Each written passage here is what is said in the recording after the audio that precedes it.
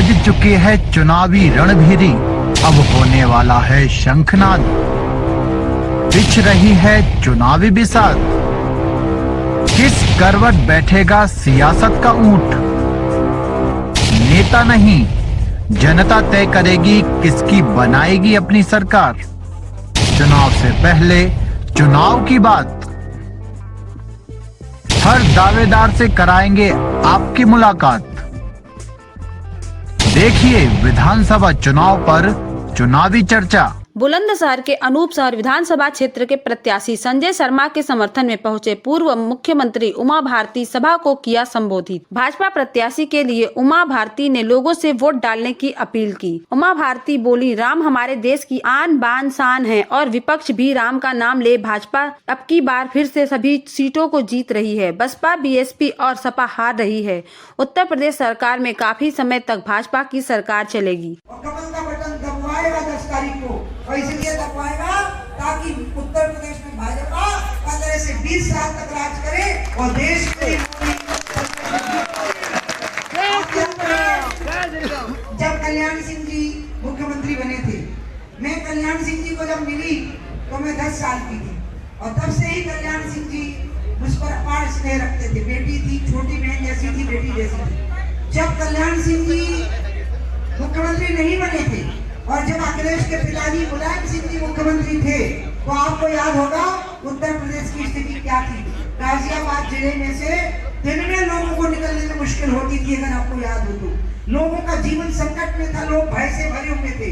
और जैसे ही कल्याण सिंह जी का राज आया, प्रशासन के ऊपर उनका कसाव आया और पूरी समस्याओं का समाधान हुआ और लोग शांति का जीवन जीने लगे। बस एक काम जरूर हुआ, वो ये हुआ कि राम की बात आई, कार सेवकों की बात आई तो बाबू कल्याण सिंह जी ने कहा कि हाँ, मैंने गोली चलाने का आदेश नहीं दिया और राष्ट्रीय एकता परिषद को दिए हुए वचन को मैंने भंग किया, क्योंकि वो कश्मीर के आतंकवादी नहीं थे जो मैं गोली चलाने का आदेश देता।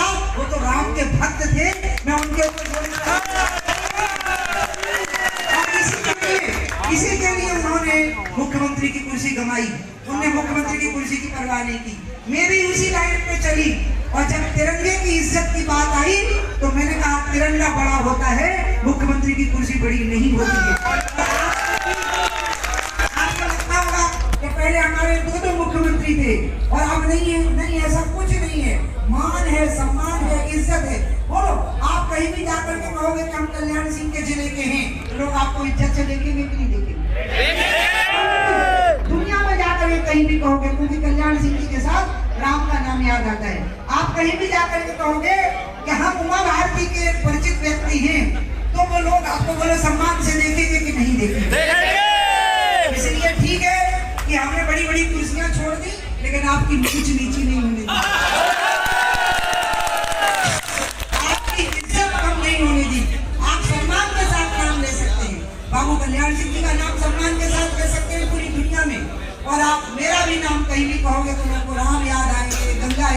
बुलंदशहर में सभी सीटों पर भारतीय जनता पार्टी की विजयी हो रही है और यहाँ पर विजय क्यों होनी चाहिए? कल्याण सिंह का कहना, कल्याण सिंह का जिला है और उनकी कर्म भूमि भी रही है और मेरे बड़े भाई पिता समान रहे हैं।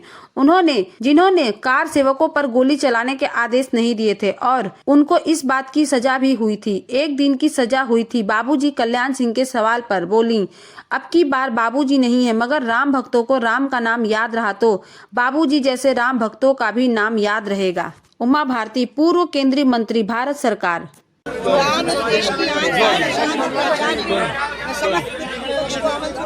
वो भी राम का नाम ले, कोई दिक्कत नहीं। उत्तर प्रदेश में भारतीय जनता पार्टी की सरकार बन रही है। उत्तर प्रदेश में सरकार इस बार कांग्रेस सब पार्टियों और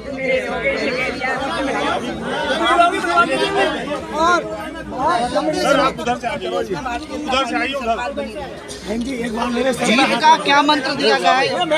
बुलंदशहर आई है, यहाँ के कार्यकर्ताओं को जीत का क्या मंत्र दिया गया है? क्या कहना? जिले की सभी सीटों पर भारतीय जनता पार्टी की वजह इसलिए होनी चाहिए क्योंकि ये मेरे बड़े भाई, पिता समान बड़े भाई बाबू कल्याण सिंह जी का जिला है, जिसमें कि उनकी कर्म भूमि है ये, जिसमें कि वो ऐसे व्यक्ति थे जिन्होंने मुख्यमंत्री की कुर्सी की परवाह नहीं की थी, पर गोली चलाने का आदेश नहीं दिया था, उनको उसकी सजा भी हुई थी। अगर आपके आगे सही बात है, ऐसे महापुरुष का जिला है, वहाँ भाजपा के अलावा किसी को वोट नहीं मिलना चाहिए। इस बार बाबूजी नहीं है और हमेशा रहा है, तो इस बार क्या देखने को मिलेगा?